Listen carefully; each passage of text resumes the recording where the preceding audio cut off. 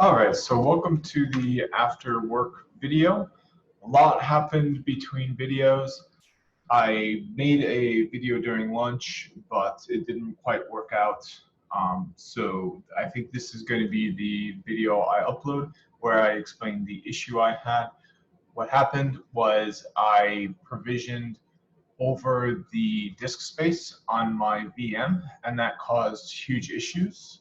So it caused such an issue that I could no longer boot up the VM. I could no longer access it, the web management portal. So I had to go in through console. So I had to hook up a keyboard, a mouse, and a external monitor I have to the console. And I toggled the setting. I just kind of was a bit too kind of bold with my. I mean, it's just a lab server, so I just toggled the setting, and I think I blanked out my drive doing that. But with it not booting up, I don't know if I could have done it in a better way or anything, but. Long story short, between videos, I had to do a lot of extra things associated with that. I had to go and reinstall ESXi. I had to use a software program called Rufus, where I create a bootable USB drive, and I had to do that because I needed to plug it into my server. And actually, so here's Rufus right here. So you have an ISO. So I had the ISO for ESXi. And I spent a lot of time doing this because I didn't know which version. When you go to savemyserver.com, you have the option between ESI 6.0 and 6.1. So I tried, I couldn't find a version of 6.1 when I logged into my account that I got for free by signing up. So I was able to find version 6.0. So I tried that, but it was just too out of date of a version. So ultimately, I ended up going with version 6.5. But you can see the GNS3 VM looks like it's got something on it that says 5.1, but looks like it's backwards compatible. But really good news, you can see here, hard disk 2, I got it to work. So I saved myself a good $40. But instead of having to buy a second drive, I just took one that you would normally just go in the garbage, and I was able to use. I was able to get that to just plug into my server and get an extra ½ terabyte for me to use. So that's really happy about that. But oh boy, I'll tell you, that was a journey. I had some of it on video, but I'm going to have to unfortunately not have that. It looks like I've got flies in here somehow. I've never had a problem with flies in here before. Like, it literally just all of a sudden today there's a bunch of flies in here. I have no idea where they came from. So I'm going to need to order some paper for that, sticky paper. But for now, let's continue on with this and try to. So the problem was I had it working, and I imported my VMXs. Unfortunately, I cannot upgrade to 18. The GNS VM doesn't support 18. It does support 19, but I couldn't find 19 online, unfortunately. But I needed to allocate more RAM to it because, of course, you require 4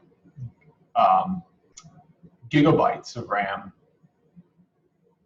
for just one forwarding pane. So I think a good amount of RAM to allocate. We'll just start with 64 for now. That way we've got some left over for other VMs. And of course, we can always add more if there's a need to. But yeah, so for now, you can see I got an extra disk space. Really, really happy I got that to work. I've got a few more drives just kind of hanging around that I'll be able to do the same thing with. It just so happened I had to go into a special configuration menu that it's not quite the BIOS, but when you boot up to the BIOS, you've got a bunch of options. There's like 5 different options: F11, F12, Control C, Control R. I had to do Control C to go into a special configuration utility. I had to delete the foreign information, whatever that was. I just had to clear it off. And then I had to run a series of steps, and I kind of winged it through the whole thing. I couldn't really find a good walkthrough online, but just following what the prompts told me ultimately led to the outcome I was shooting for. So I'm going to call that good and hit save, power this back on, and see if I can get back on my feet with those VMXs that I had before and start working towards this new test. Yeah, I killed like at least 3 or 4 flies today, including one like this big, and I've never had flies in here. This is the first time I've ever seen a fly in this room. And all of a sudden there's just a ton of flies everywhere.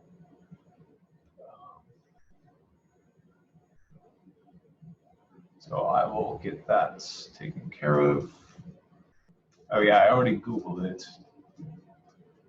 Amazon, it's going to take too long for it to arrive if I order it through Amazon. Oh, you know what? I can order it from my local grocery store. Yeah, and they'll deliver it.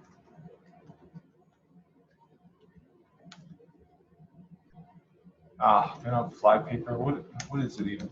Sorry, yeah, this is not meant to be part of the video, but I've got to power on the machine before I can pull up GNS3, so I've got a little bit of downtime. I'll pull up GNS3. Oh, it looks like it is already up. So the other thing to notice is the port is going to be a little bit different now. It's going to be, yep, you kind of saw there.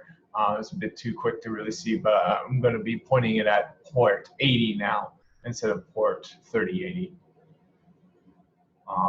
So if I wanted to set up a VPN, I'd probably need to change that around, but as it is, I think it's fine.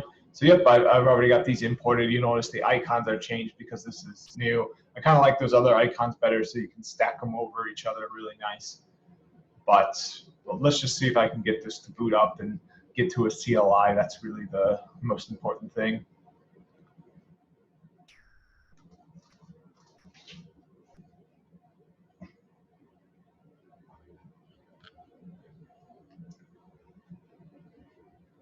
So it's working in the background, and I can hear the flies buzzing still, so I will continue to shop for fly paper.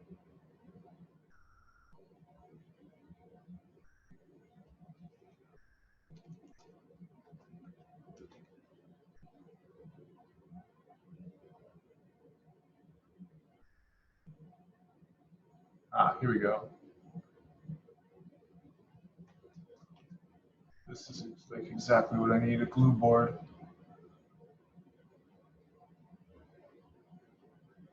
Yes.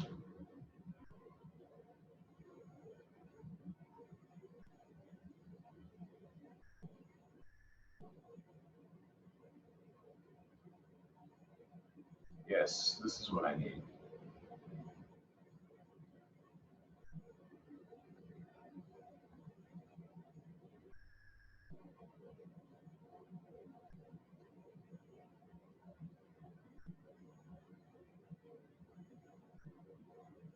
Okay, so just need to get a few of these, lay them out, and hopefully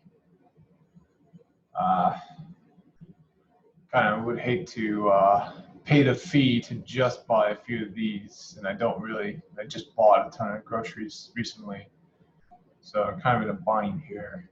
I guess I could throw on a mask and just drive over and pick up a few of them, but yeah, because this is kind of more of a problem than I'm giving. Dude, there's only one in here now, but it's super annoying. All right, but anyways, yep, I'll be taking care of that eventually, but for now, I'm going to make sure I can get to the CLI. Oh, and it's still booting up, so really nothing for me to do right now, except for continue to shop for some sort of solution to this problem.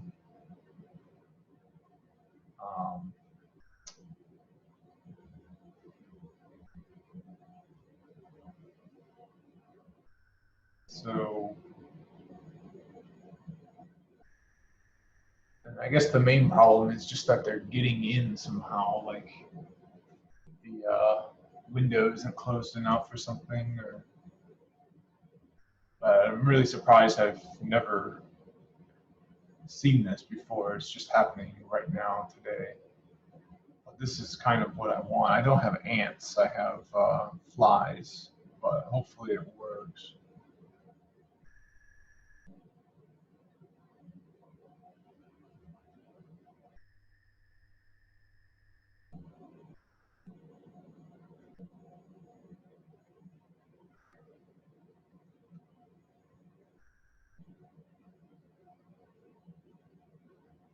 Well, yeah, I'm gonna need to buy because I need to get this delivered. So I don't know how, because it's going to come on, there we go. Yeah, because I gotta pay a delivery fee, so I want to buy more than just that, but don't really need anything else. Let's see if the CLI is up. Oh, not quite.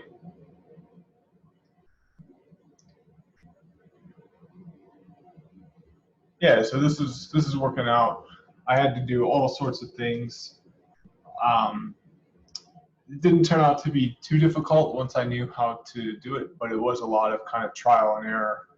I really didn't know if this was even possible. I knew that my server could handle SATA and SAS, but I didn't know if you could have one drive of each type or if there was some sort of limitations, but sure enough, it works the way I had thought that it would work and the way I had planned. This is the reason why I didn't do what I would probably still recommend now and buy an extra hard disk, because I thought I could just load up the old hard disks laying around that I'm no longer using but hadn't thrown away. And it turns out I can do that, which is great. You just need to buy the R tray, which is like 12 bucks. So that's still what I think I would recommend more, is just instead of buying a whole nother drive, just buy an R tray, and then if you've got any drives laying around, throw them in the server, in the R tray, and put them in the server.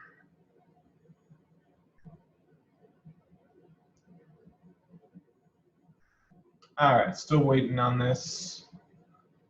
Let's change the icons actually while we're waiting.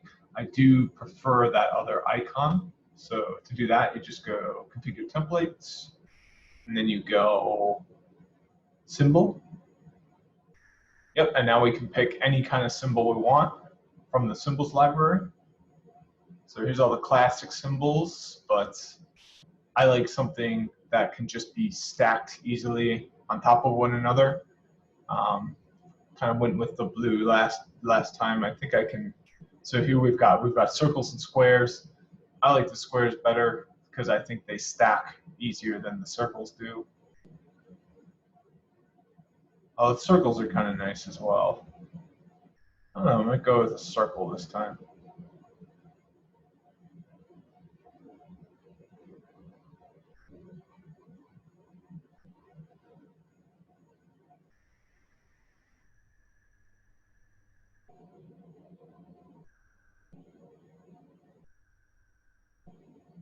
It would look like that if it were the circle.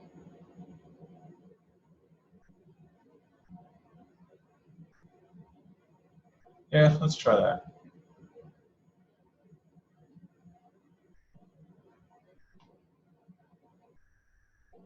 Oh, you know what? I could go for a circle for the control plane and a square for the forwarding plane.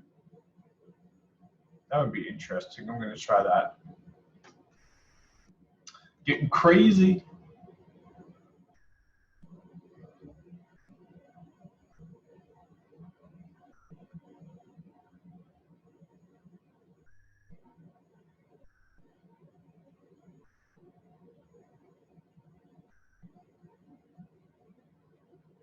Let's see how this looks.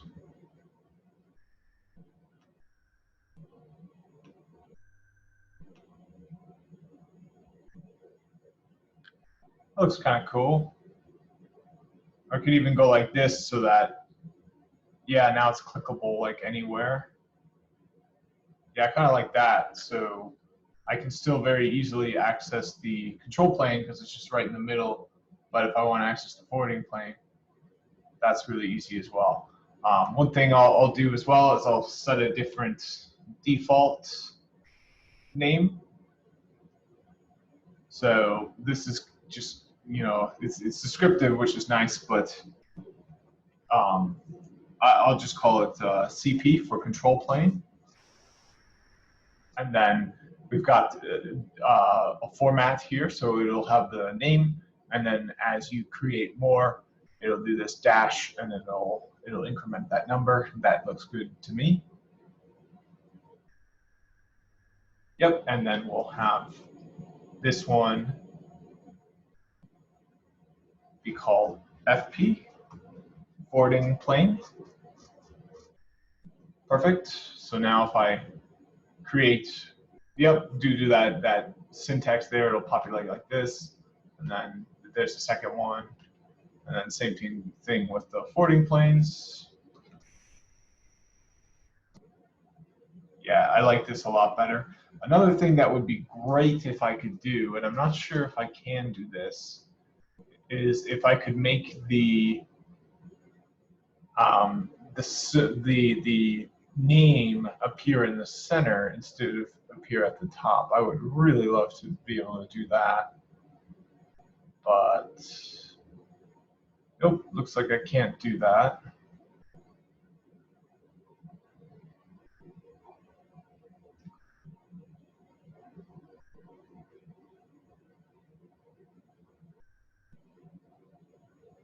All right. I don't think I need any notes. So yeah, that's all I can do, unfortunately. I can't set that to be in the center. That would really be wonderful. That's worth a Google search, I think. So let's see here. GNS3 set router label in center of icon. Right, label positioning. I can't rename.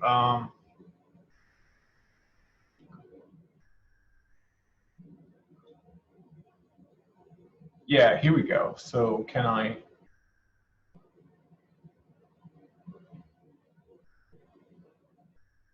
So you can lock labels. You can.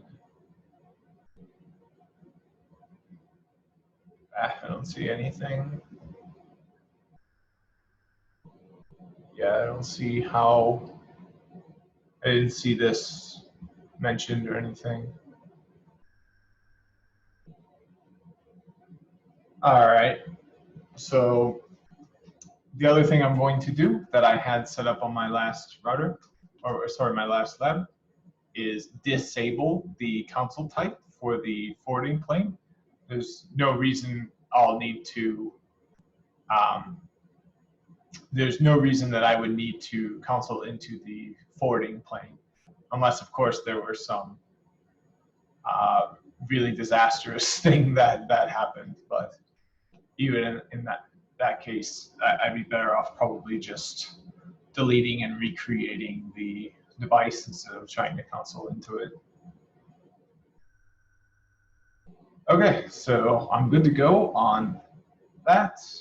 Still waiting for that other one to boot up, but it looks like it's getting near the end. So let's put another one on and boot it up just so we can see kind of how much nicer those icons look now. Yeah, and now I can have the label in the center this way too. So I like having the circle over the square a lot better because now I can highlight both icons. Perhaps even a little easier, I can click on the control plane really easy, which is going to be the most important thing to click on. But I can also access the forwarding plane just as easy. Oh, actually no, it looks like I am having trouble accessing the forwarding plane. So it would need to be like, yeah, it's going to have to be up like this. Yeah, now I can access it. So it looks like the full range of the icon is, yeah, so you can click kind of outside of the icon and you still are clicking on the icon. So I can't have it the way it was before. But I mean, this looks fine. It looks like a Roomba vacuum cleaner or something. Like it's a little bit bigger than the other one, but I think I'm pretty happy with this. Moving forward, let's boot this one up as well. It's going to take a while to come up, but then we'll have this one up as well. So there we go. So still unlocking the device, unfortunately. Oh, and the other thing I had in my old lab before I accidentally tanked it, but was able to get it up and running, thankfully, is I had bigger text. So I can change that under General and launch PuTTY to adjust the font settings and colors. So yep, PuTTY opened up over here. So now I've got to go to the default settings, load those, and then go to appearance, or sorry, window. Yeah, and then the scroll back buffer I want pretty much as large as I can get.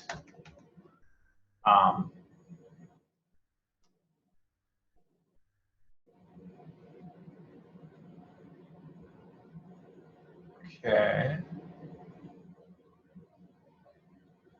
Yeah, and I think I want this a lot bigger as well. So let's bump this up to 1,000, 1,000. I think that'll work. And then, yeah, so instead of 10 point font, I'm going to try 14.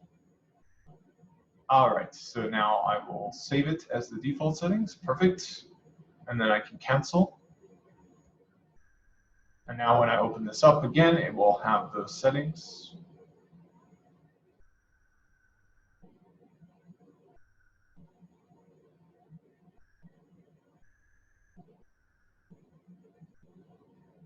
Okay, it looks like I lost the CLI, unfortunately. Let's see what this one looks like.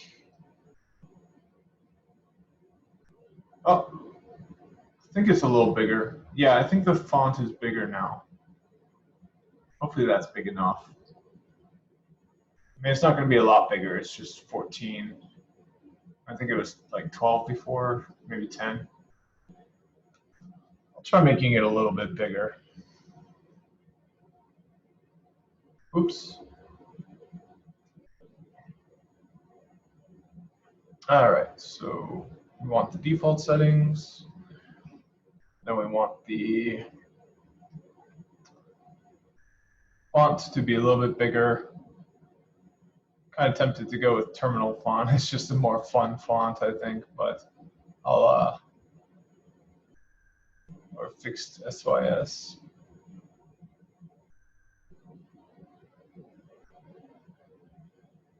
Let's Let's try this one.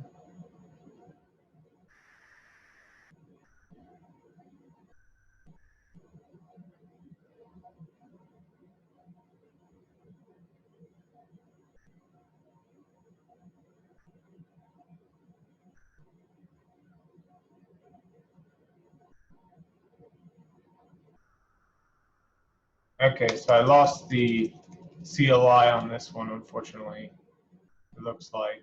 But this one is still working. I think I'll delete these here. All right, so then this is going to be the one. I hope that works.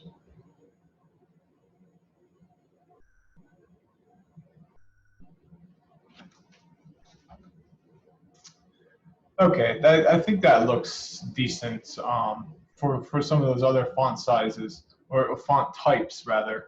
It looks like it was only available in a particular size. So that's the largest font size available for that font type. Let's load this again and then look at the appearance. So yeah, fixed SYS, only available in 14. If I go back to Consolas, I can go quite a bit bigger, but I think I'm going to stick with this font for now. Oh, I get more fonts. Oh, no, I don't. It just opens up a special. Yeah, where do these bugs come from? This is the first day I've ever seen bugs in here. Okay.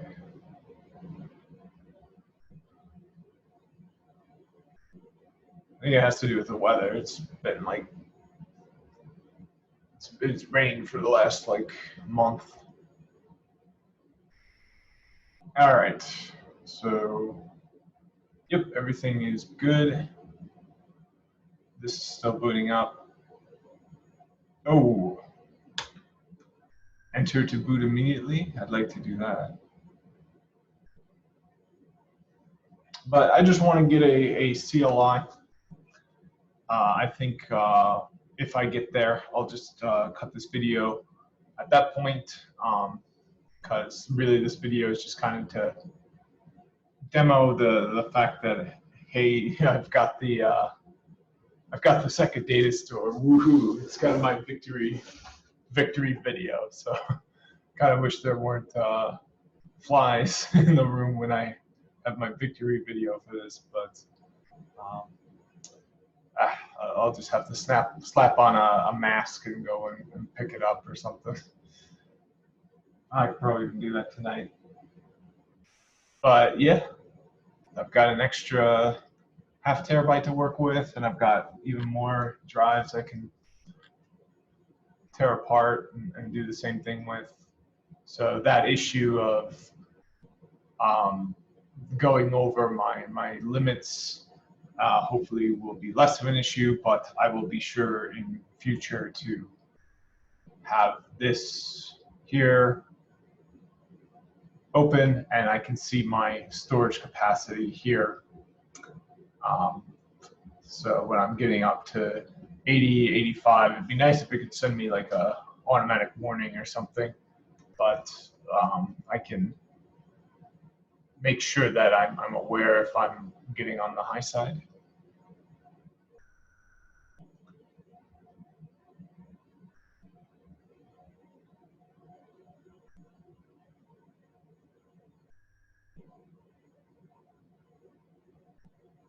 Oh, that's bad. So it looks like I've got a doc. So if I go view docs, I've got a service summary, but it's showing up in kind of a weird spot.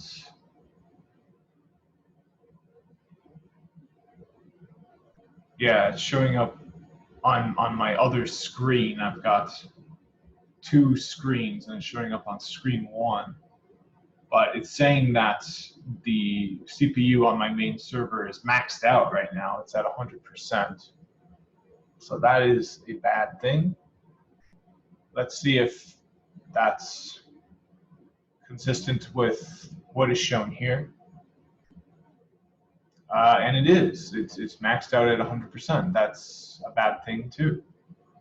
So, oh, you know what? I bet you what is going on is, yep. So I've only allocated one CPU to this VM. So that's why it's having problems. That makes sense.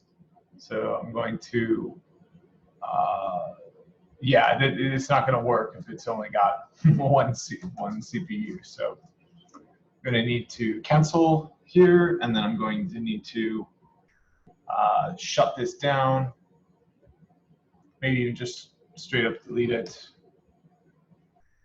Okay, but now I gotta shut down the VM. So I'll do that via the console.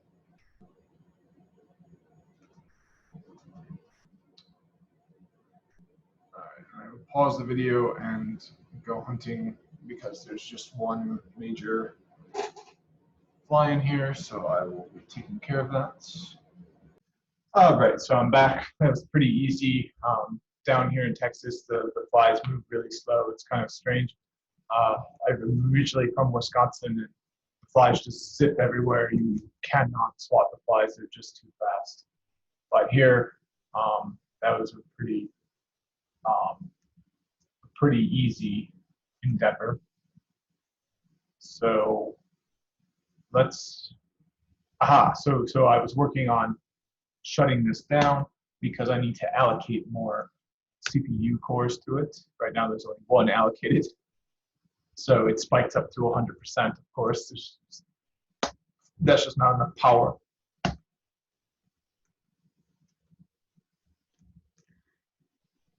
All right, so it's as easy as just shutting it down. Yep, and we're going to need to shut it completely down so we can allocate more cores. Got a total of 12, so kind of my same reasoning with only allocating 64. I don't think necessarily applies for the cores. I think it only uses the number of cores that it needs at any given time. So by giving it 12 cores, I'm just saying if you need 12, you can take 12, but take however you need. Whereas I think if I give it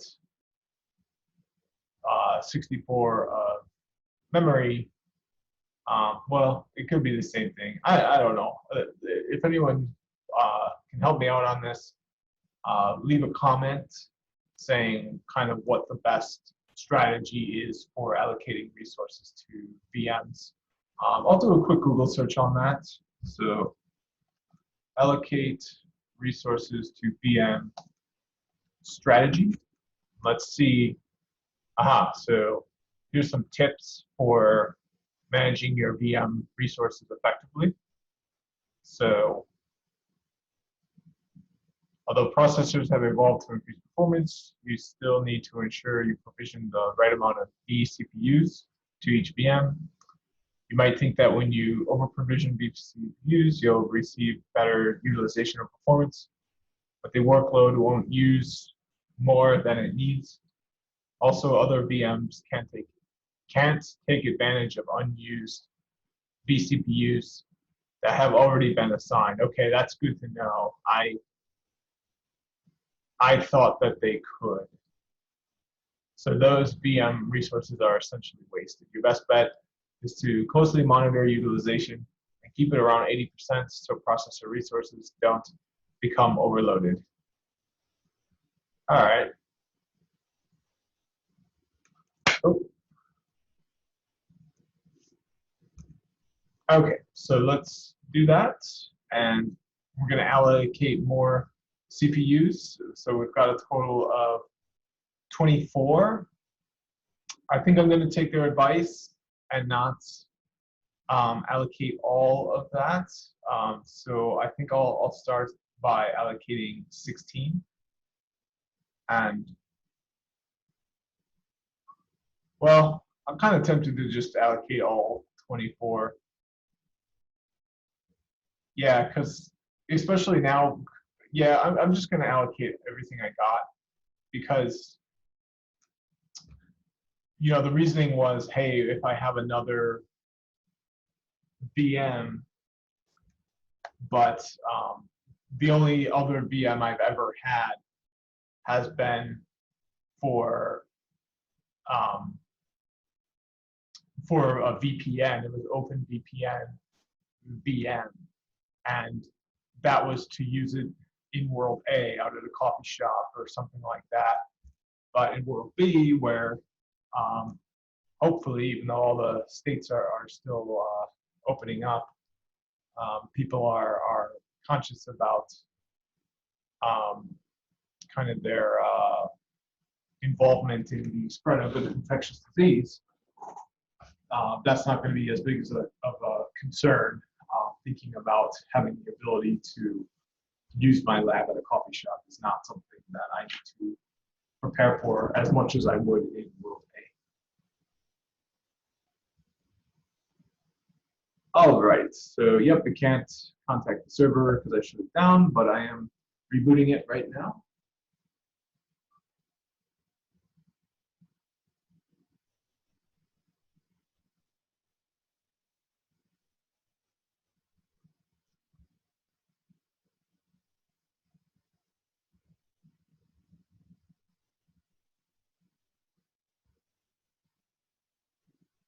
I'm trying to reboot it. It's taking a sweet time.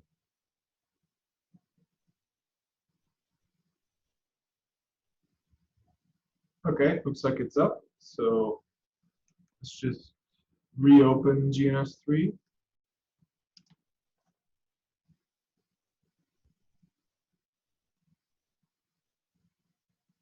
Aha, so now I've got, oh, well, I don't have any VMXs, and I don't have any projects open. Yeah, I wish I could get that doc to show up somewhere else.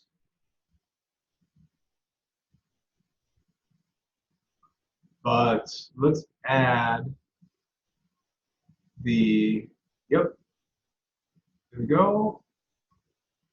And there we go. Perfect. Yeah, and unfortunately I can't figure out how to automatically position those, but that looks good. Oops. So I do need to wire them together. Otherwise, I won't have those GE interfaces showing up. Ah, that's nice. I have a good click space there. So yeah, I like these icons. I'm going to keep it like that for sure.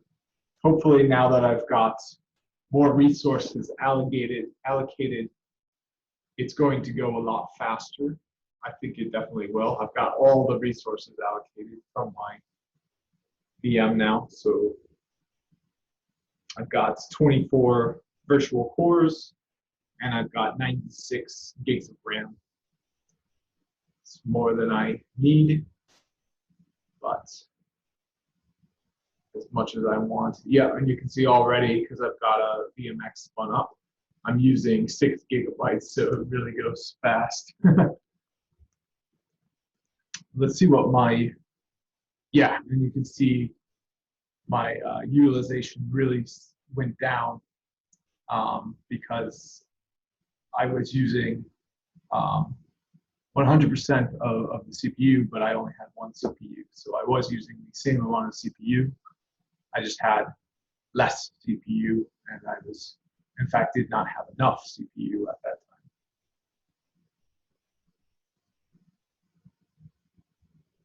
time. Okay, so you can see it's going a lot faster now.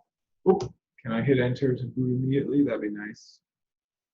I don't know, but yeah, it's moving really fast, really smooth. Yeah, really happy with it.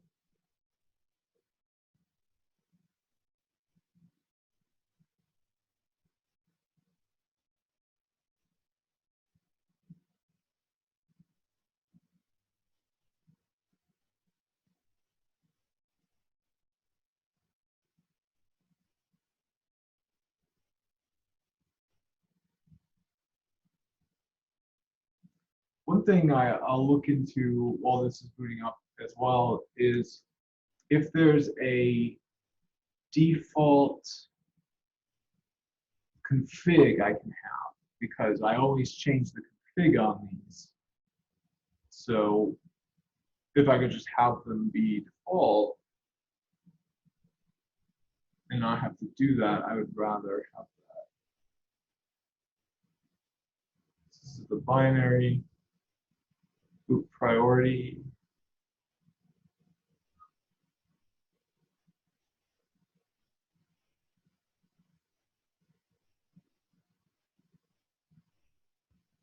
Nope, don't see anything.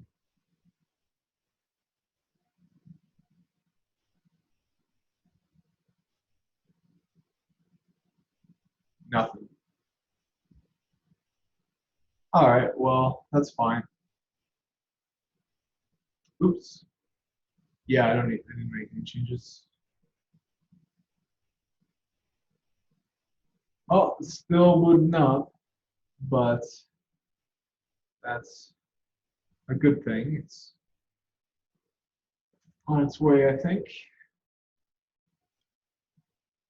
Yeah, so I had to do a lot of things. Sorry, I wish I could have gotten a lot of that on video, and I actually did get some of it on video, but it's just kind of because I had to use my phone and like it was just kind of a rough video. So not that these are any less rough, but um, it would have been a lot of me just kind of getting stuck and not knowing what to do. Like 20 minutes to a half an hour of me just like feeling, I don't know. All right, come on. Yeah, once this boots up, I think I'll just stop the video then, and then see you the next one. I don't think there'll be any problems, but I will just double check. Another thing I can do is install a guest.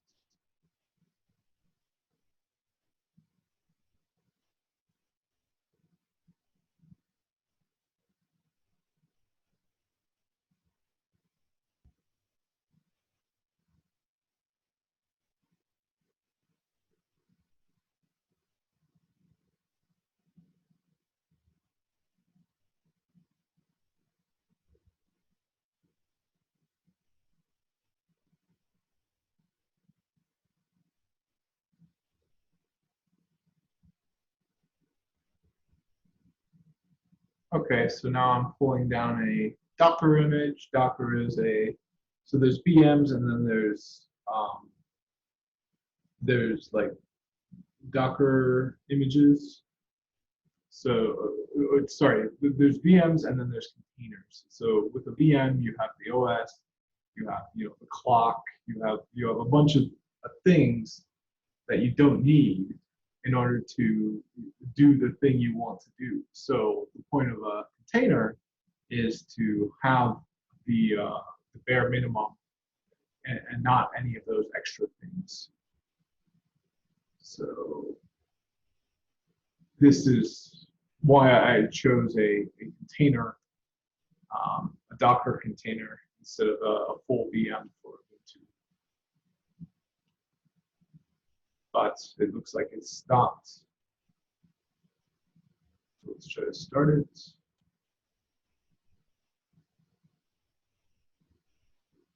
Aha! Yeah, look at that, really nice. Yep, we've got an ETH0 on there. We got Python. Nope, we don't got Python. So that's kind of the rub in some way. You won't have everything you need, but you can do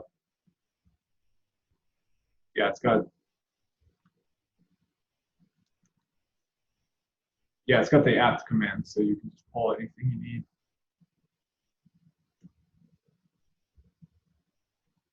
But it currently does not have internet access.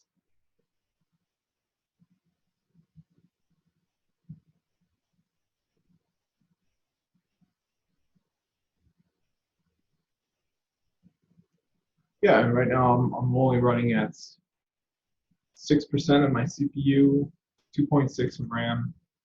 Everything's looking really good. Don't need this, so we'll just delete it.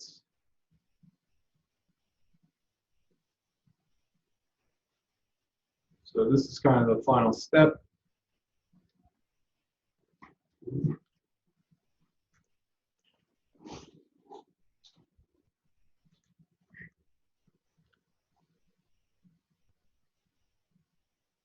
Yes, I love how there is now over a terabyte available. Before there was only 700. It's because I was able to do this.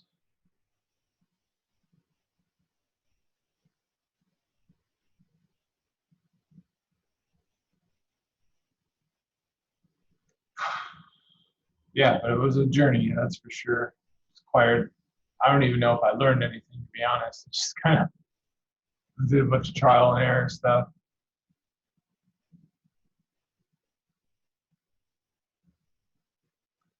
Oh, come on.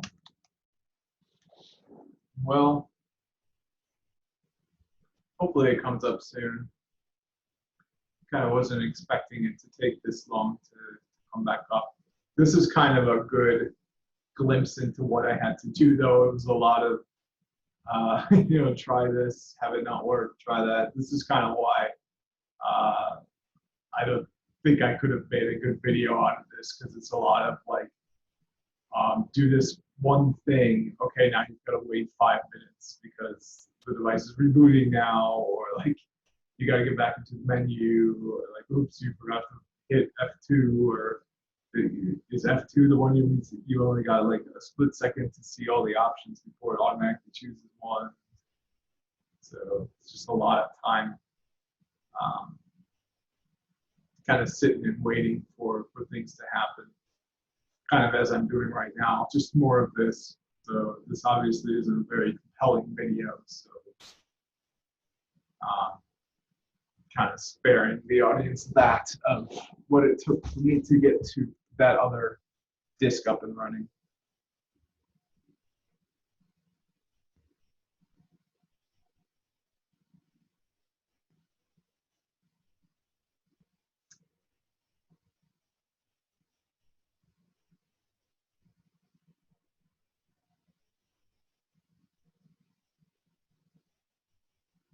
Yeah, but I think I, for the most part, know what I did. So if I have another disk, which I do have in mind a disk that I want to add, um, that will be pretty easy.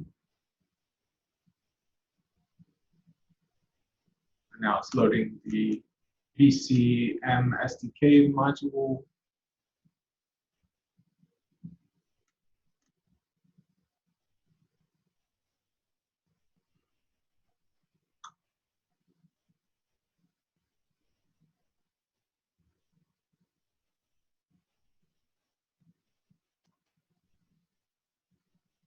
This is kind of taking longer than it usually takes, in my opinion. It feels like it's taking a little bit longer.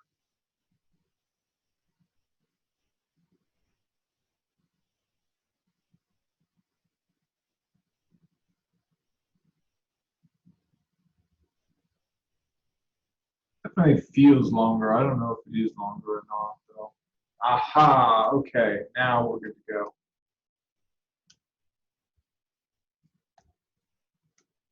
Oops. Oh, I thought we were good to go. Just letting out. Okay, there we go.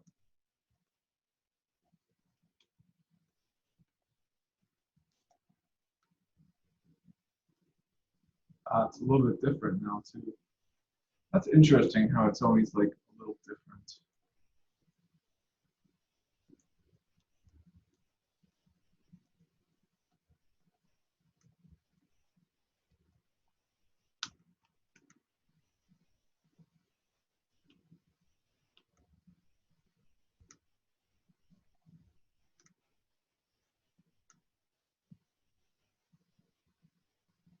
I get why it's lagging so badly too. It wasn't. It was running a little bit better in the other version, I think. I am using I think a different version of ESXi now. But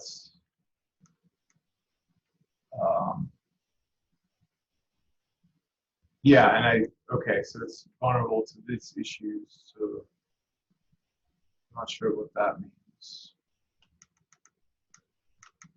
Oops. Oh, for some reason, not able to left click anymore on my trackpad.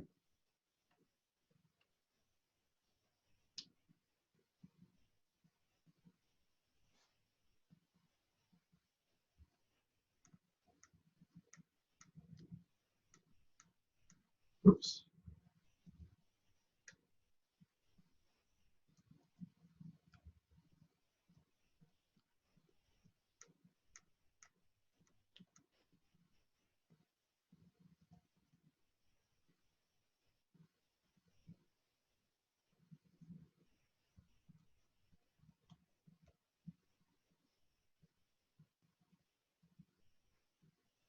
Okay, so yep, and the other thing I'll have is set chassis, and then it'll be network services, enhanced IP.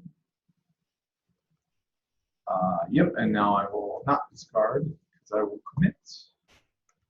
And I'll say I really am not a huge fan of this text, so I will change it.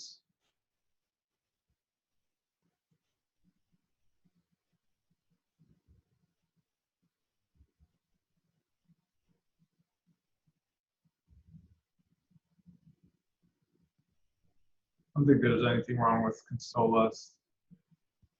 And consolas can get bigger. I guess I want to try bold terminal.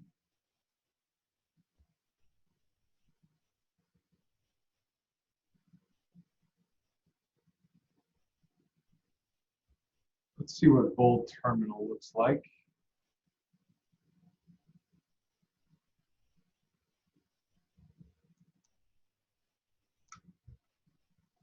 I can't see the difference.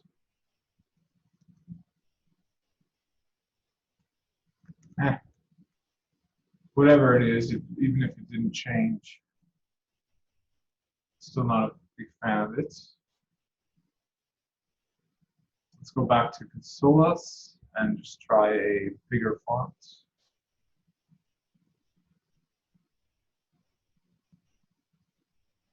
Yep, it was definitely bold terminal. But let's do consolas regular at 18.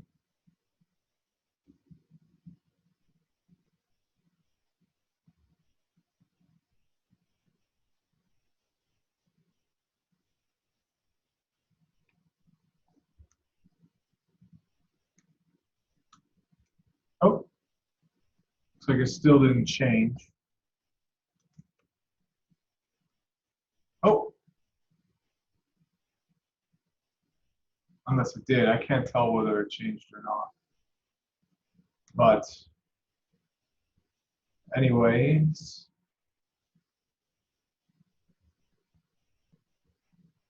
try it again.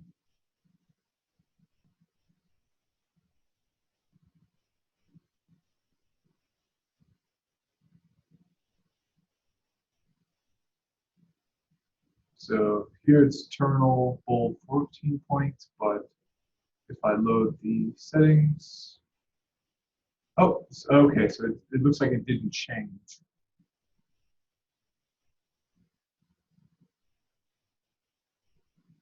There we go. So now it changed there, so now I've got to save it. Okay, and now I can close this. It'd be nice if it would change in real time, but nope, it does not.